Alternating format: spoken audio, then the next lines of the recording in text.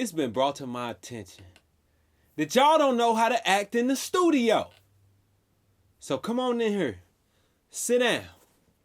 We about to have a talk.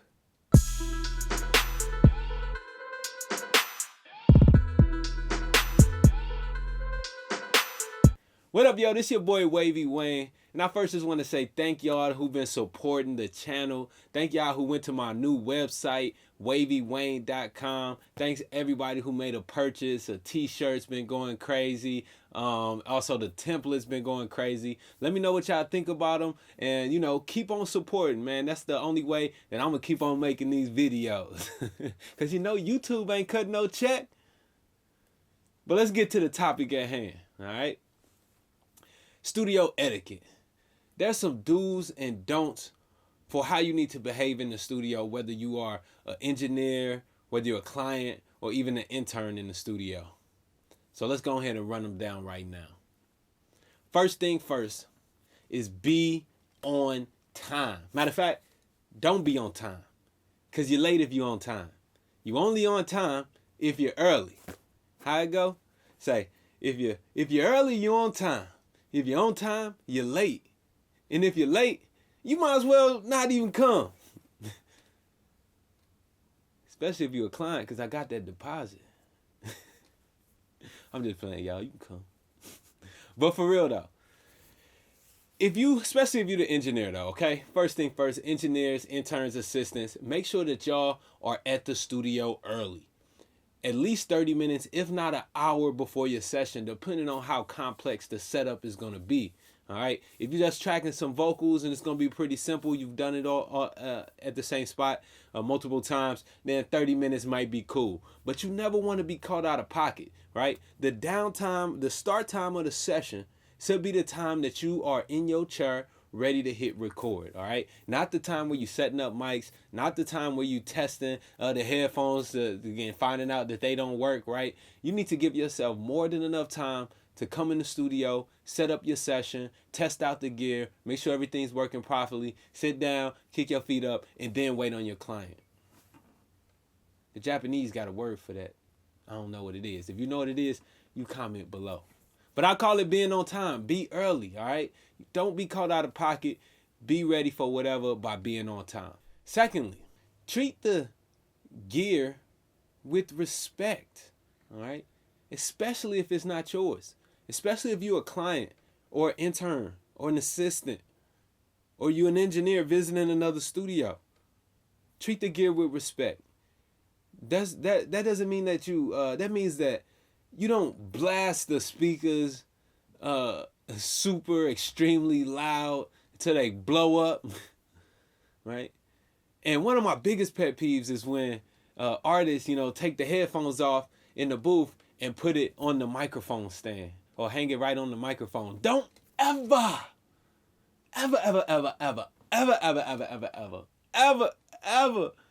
put them headphones on the mic stand, right? Now, you looking at a $50 to $100 pair of headphones, and you're going to use my $1,500 microphone as the stand? No, okay? The headphones, I'd rather you throw the headphones on the floor, but don't do that either. There's often somewhere to put it. If there's a music stand or a stool or even a little place to hang the headphones in the booth, look around and place them in the appropriate place, all right?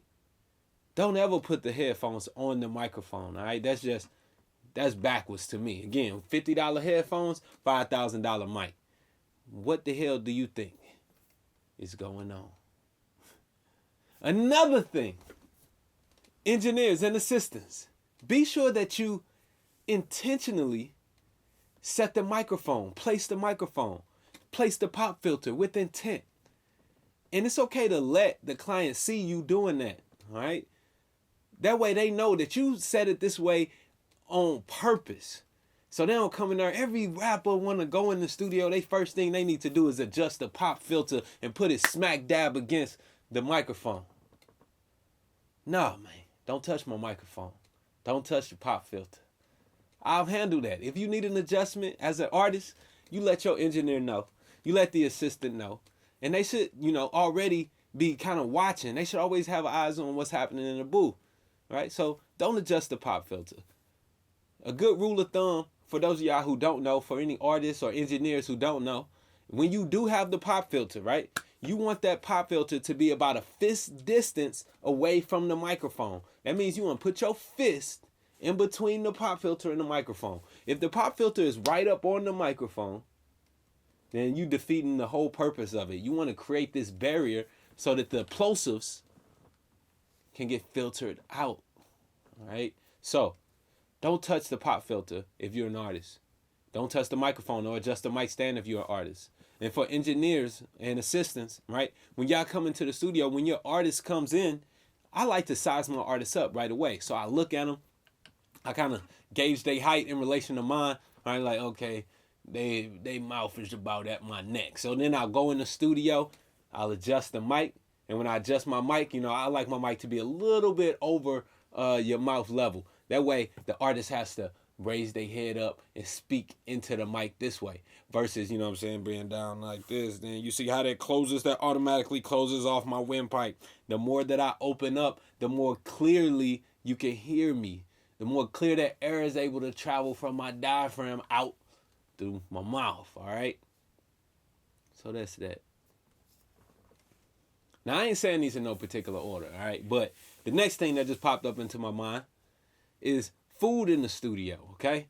Now, I know y'all in the studio for a long time and everybody get hungry, okay? But don't put your food or drink anywhere near the gear. Nowhere near this. You find somewhere to put your food and your drink, okay? And that's going to be a safe place. In the lounge, maybe. That seemed like a good spot. Anywhere on the tables in the lounge, that's a good spot to put your food and drink. Don't put your drink next to the interface. Don't put your drink on the rack gear, okay? That is absolutely the wrong spot to put it. Some studios don't allow food in there. I don't mind people eating, but I got a lounge area so that you can eat over there in the lounge, man. So be careful with that, all right? Don't put your food or drink nowhere where you might possibly cause damage that you're not willing to, repair. It's just a respect thing. Respect the studio, respect the gear. And another thing, man, dealing with like clients that like to drink, man. A lot of clients drink in the studio. It helps them get in their vibe. That's cool. And when clients are drinking, especially they getting drunk, they reaching that level, you as the engineer and the assistants, you got to be on extra lookout. Because, when people start drinking, that's when shit start getting spilled. All right? Some going to spill, some going to drop. And these is when, you might have to clean some up. And that's why it's so important to make sure that there's no food or drinks near any of the equipment. Right? I don't care if you spill a little drink on the table out there. That's okay. But if you spill some drink on my desk where I'm working at, then that's when, I'm going to be super annoyed. I'm already probably annoyed when you're drunk, man. Dealing with drunk people when you sober is annoying. For the engineers, I recommend that you don't drink during your session. While I'm speaking on this, right? Don't drink during the session. One big reason why is because if you ever heard a drunk person, right? You see drunk people. What's one thing you notice about drunk people? I'll give you a second to go ahead and say it out loud. Leave it in the comment. Yes, exactly that. Drunk people talk loud. The reason they talk loud is because they can't hear themselves, okay? The more you drink, the more impaired you are, visually as well as audibly. Your hearing is affected by drinking. So as engineers, we don't drink while we are mixing or recording. Otherwise, you doing yourself a disservice, right? It's not going to be as good as it could be. Now, maybe if you have one little sip of something here and there, but don't just be down in fifths of Hennessy and think that you doing the most awesome mix ever. It's not happening that way. Other drugs like weed, ecstasy, Molly, cocaine, all kind of drugs are always in the studio, man. Clients, especially the bigger the name, the bigger the drugs. All right, clients are always doing some type of drugs, and they may offer it to you as an engineer, as an assistant. They might say, "Yo, man, you want to hit this joint? Here, take a little hit. Take a little. This that shit, man. I'm telling you." And if you hit it, you take that drink, you take that pill, and you impaired, and you can't do your job as thoroughly as you are supposed to, something happens, something goes wrong, it's going to be because my engineer was high. My engineer was drunk. That's the only reason. So I don't give no room for anything like that. I don't let nobody see me under the influence when I am working, right? You know, I don't want any mistakes or errors to be because I got high. Because I got high. Ooh. And not only that, man, when you're impaired, you obviously just can't make the best decisions. You can't think as clearly and work as fast and efficiently as you would like, all right? So, you know, stay sober while you're working. That's just my opinion. But, you know, you do whatever the hell you want to do. Another thing, and another thing, what I'm gonna say next, studio etiquette. Interns, assistants, this is a major key, okay? Don't you ever give an opinion on anything that's happening. All right? Leave that for the producers, leave that for the engineers. Do not chime in on what you think about a performance or what you think about a record. Nobody cares. Having too many cooks in the kitchen is always a problem. And having a cook who's really a dishwasher come and try to tell you how to make this souffle, that's a problem, okay? I don't want you to ever feel that it's your place to give critique. If you see me doing it, that's because I'm the producer. I'm the head engineer. This is the reason that the client has come to me and asked me to engineer their session, to produce their session, right? This is the reason that they're there with me. They don't know you. They don't want your opinion. Only if they ask. Only if they ask. And if they do ask you directly, not asking the room, it could be a room full of people, hey, what y'all think? Not you. Not you. Okay? What do y'all think? But if they ask you, hey Johnny, what do you think about that? Your only response needs to be, yeah, I think it's cool, you know. Don't have too much of a response. Don't have too much of an opinion. You don't want to offend anybody. You don't want to set anybody off the wrong way. Okay, as an assistant, as an intern, it's not your place to have an opinion. Right now, if they insist that you give an opinion, then fine. Go ahead and give an opinion. But remember that your whole job is there to assist the engineer, to make the engineer look good. Right. That is your whole job, is to make sure that I don't got to get up and do too much. Right. That you just make me look good. That's what the job of the assistant and the intern is, okay? So, don't get beside yourself. Don't try to offer me no tips, no suggestions. If I didn't ask you for it, don't do it. If the client, you know, says, yo, how was that take? He not talking to you. She not talking to you. They talking to the producer. They talking to the engineer, okay? So remember that. Until you're in that position, you won't understand. But it's nothing more frustrating than to have an intern speak out of turn. Okay, I want y'all to know that. And that's how you get not invited back. If you ever been in a session with me and you ain't get invited back, think about maybe I was giving some advice or something. I don't want your advice. If you want to give advice, you start a YouTube channel like your boy. And another thing, what I'm going to say next, cleanliness, okay? I can never stress this enough. I like to make sure that my studio is clean. I like for when a client walks into my session, they feel like they in a 5-star hotel, right? To where they're getting the best possible service. Everything is catered to them, right? Everything is clean. You don't want to walk into a hotel room and the trash and condoms and stuff is still there from the last patrons that booked their room, right? You don't want that. So when you are setting up your studio session, when your clients are coming, you want to make sure that that room is spotless, that everything is there with intent. So, you know, even from the little minor details, right? If you can't get minor details right, like If you're lining up coffee mugs, make sure all the handles going in the right way, that they're going in the same way.